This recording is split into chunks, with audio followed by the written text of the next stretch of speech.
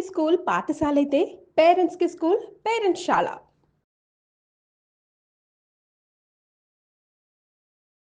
శ్రీ గురుభ్యో నమ. మహాగణాధిపతి నమ. శివాయ గురు నమ. శ్రీ కామేశ్వరి దేవి నమ. సుమన్ టీవీ ప్రేక్షకులకి శుభోదయ శుభాకాంక్షలు. నేను మీ సోమేశ్వరి శర్మ. కన్యారాశి వారికి ఈ వారం సానుకూలమైన పరిస్థితులు ఉన్నాయి. ఆరోగ్యరీత్యా కొన్ని జాగ్రత్తలు తీసుకోవాలి.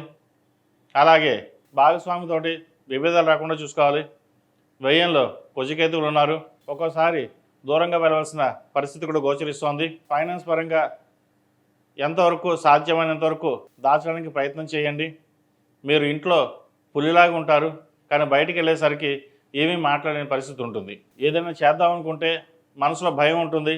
మనం చేయగలమా లేదా, ముందుకెళ్ళగలమా లేదా, ఉద్యోగం వస్తుందా రాదా, లేదా పరీక్ష బాగా రాయగలమా, మన వ్యాపారం సరిగ్గా చేయగలమా అనే భావన ఏర్పడుతుంది.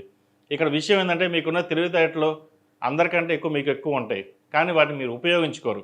సరైన పద్ధతిలో ఉపయోగించినట్లయితే ఇటు పరీక్షలు బాగా రాయిస్తారు, వ్యాపారం చక్కగా ఉంటుంది, ఉద్యోగంలో కూడా మంచి మార్పులు వస్తాయి. ఏదైనా సరే ఇమ్యూనిటీ పవర్ తక్కువగా ఉంటుంది. ఏదైనా సరే మన సంకల్ప సిద్ధిరస్తున్నాం. మన సంకల్పం ఎంత గట్టిదైతే ప్రతి పని అంత గట్టిగా ఉంటుంది. జాతకాలు అనేవి 50% ఉంటాయి, కానీ 50% మన మీద డిపెండ్ అయి ఉంటుంది. మన సంకల్పం, మనం కోరుకునేది చెయ్యాలి అనేది ముందు సంకల్పించుకోవాలి. ఆ సంకల్పం తగ్గ దైవానుగ్రహం. అందుకే అన్నారు పెద్దల ఆశీర్వచనం ఎంత ముఖ్యమో భగవంతుడి ఆశీర్వచనం కూడా అంతే ముఖ్యం మనకి. కాబట్టి ఇటువంటి పరిస్థితుల్లో కూడా ఏ పరిస్థితుల్లో సరే భగవన్నామ స్మరణ చేసుకోవడం, పెద్దల ఆశీస్సులు తీసుకుని ముందుకెళ్ళండి, మంచి విజయాలు సాధిస్తారు. అలాగే ఇండస్ట్రీలో పేరు ప్రఖ్యాతలు వస్తాయి. సినిమా ఇండస్ట్రీలో ఉన్న వారికి చాలా అనుకూలంగా ఉంది. మంచి పేరు ప్రఖ్యాతలు వస్తాయి. ఒక అనుకోని అవకాశాలు కూడా కలిసి వచ్చే విధంగా గోచరిస్తోంది. సాఫ్ట్వేర్ రంగం వారికి అంత అనుకూలంగా లేదు. రియల్ ఎస్టేట్ రంగం వారికి కొంతకాలం ఆగి ఉండడం మంచిది.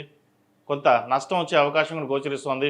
ఉన్న వ్యాపారాలని ఇబ్బంది లేని వాతావరణంగా చూసుకోవడం, ఎవరు మనవారు ఎవరు పరాయివారు అని ఆలోచించుకుని ముందుకు వెళ్ళాలి. అందరూ మనవాళ్ళే అనుకుని ముందుకెళ్తే మోసపోయే అవకాశం ఉంటుంది. ఇటువంటి విషయ వ్యవహారాల్లో జాగ్రత్తలు తీసుకోండి. దశమంలో గురువు వీరు చక్కగా ఉన్నారు. అయితే సప్తమ శని కూడా వీళ్ళకి బాగున్నా వ్యయంలో కుజకేతువులు సరిగ్గా లేరు. కాబట్టి డబ్బు విషయంలో అలాగే భాగస్వామితో విభేదాలు రాకుండా చూసుకోవాలి. సాధ్యమైనంత వరకు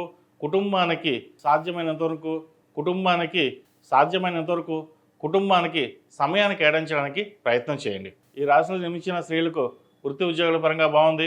సంతానాభివృద్ధి చక్కగా ఉంటుంది. మీరు ఏదైతే ఆశిస్తారో అది నెరవేరుతుంది. జీవితాశయం నెరవేరింది, ఇంతకన్నా మనకి ఏం కావాలి అనే భావన ఏర్పడుతుంది. ఎందుకంటే మీ జీవితాంతం కష్టపడేది అంతా పిల్లల కోసమే. వారు బాగుంటే మనం చాలు అనే ఉద్దేశంతో మీరు కష్టపడతారు.